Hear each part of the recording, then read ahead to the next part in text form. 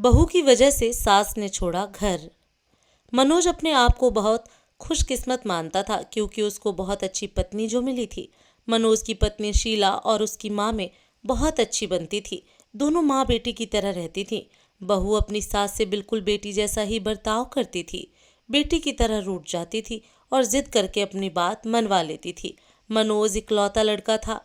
मनोज के पिताजी नहीं थे। मनोज की आर्थिक स्थिति इतनी अच्छी नहीं है, लेकिन घर में शांति और प्यार होने के कारण वह मेहनत करके अच्छे से अपना घर चला रहा है।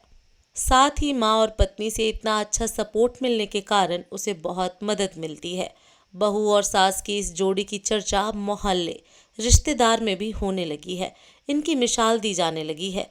कुछ लोग जलते भी थे, कुछ कहते कि यह सब शुरुआत में होता है। थोड़ा समय जाने पर सारा प्यार खत्म और बहू अपने रास्ते और सास अपने रास्ते। सब कुछ अच्छा ही चल रहा था। लेकिन एक सुबह मनोज की माँ मनोज को जोर से चिल्लाकर उसके कमरे से बाहर बुलाती है।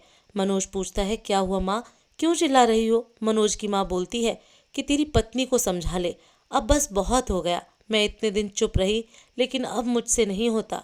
वो हर बात में मुझसे जिद करती है। माँ ने शायद ही इतनी जोर से आज तक चिल्लाया होगा। इतने में बहू भी कमरे से आकर माँ से पूछती है, क्या हुआ माँ जी, आप क्यों परेशान हैं?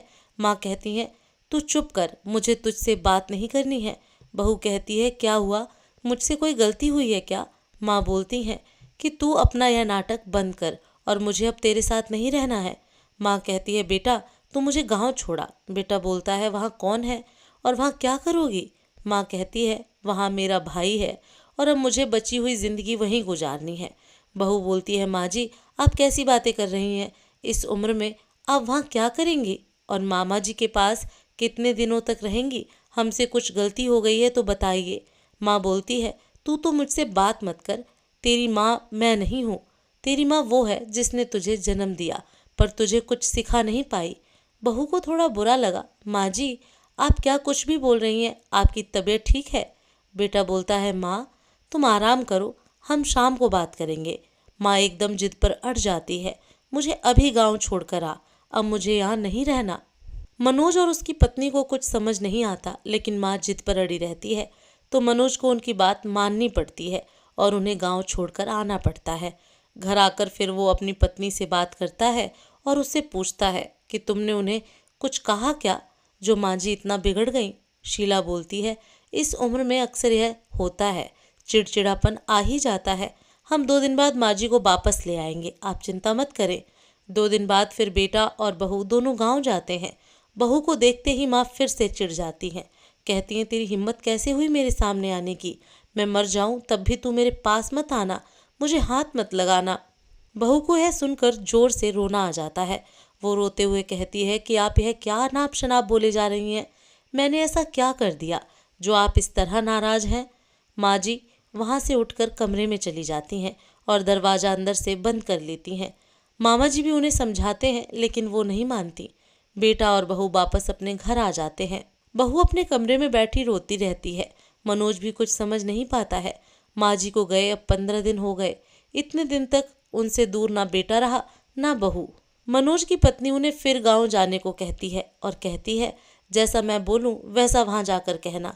मनोज जाता है और माँ को कहता है, माँ तुम्हारी बहू सीढ़ी पर से गिर गई है और 5 दिन से तुम्हें याद कर रही है।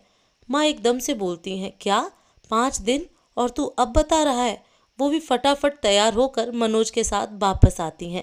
साथ में मामा जी भी आते हैं। माँ घर पहुंचकर जोर से पुकारते हुए दरवाजे से आती हैं, बहू बहू, और बहू के कमरे में जाकर बिस्तर पर सोई बहू के गले लग जाती हैं और रोने लगती हैं।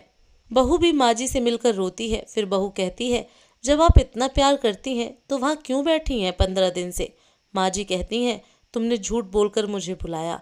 हाँ, पर पहले यह बताओ आप ऐसा बर्ताव क्यों कर रही थी? आपको मेरी कसम। माँ जी बहू के फिर गले लगती हैं और कहती हैं, बेटा उस दिन जब मैं मंदिर से आई तो मैंने तुम्हारी और मनोज की बातें सुन ली।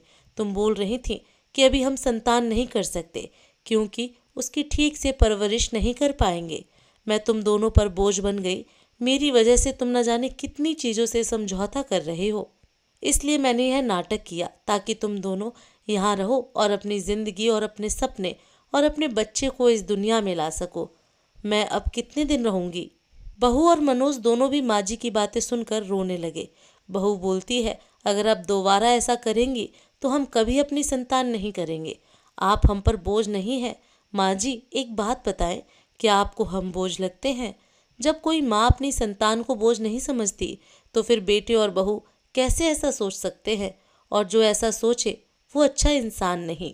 मनोज कहता है, माँ, अब तुम भी यही रहोगी और समय आने पर दादी भी बनोगी। पुराना परिवार तोड़कर नया परिवार नहीं बनता, सबको साथ लेकर बनता है। साथ रहेंगे तो सब अच्छा होगा। फिर माँ जी वहीं अपने बेटा और बहू के साथ फिर रहने लगी। दोस्तों, कहानी आप सभी को कैसी लगी? कमेंट बॉक्स में ज़रूर लिखें।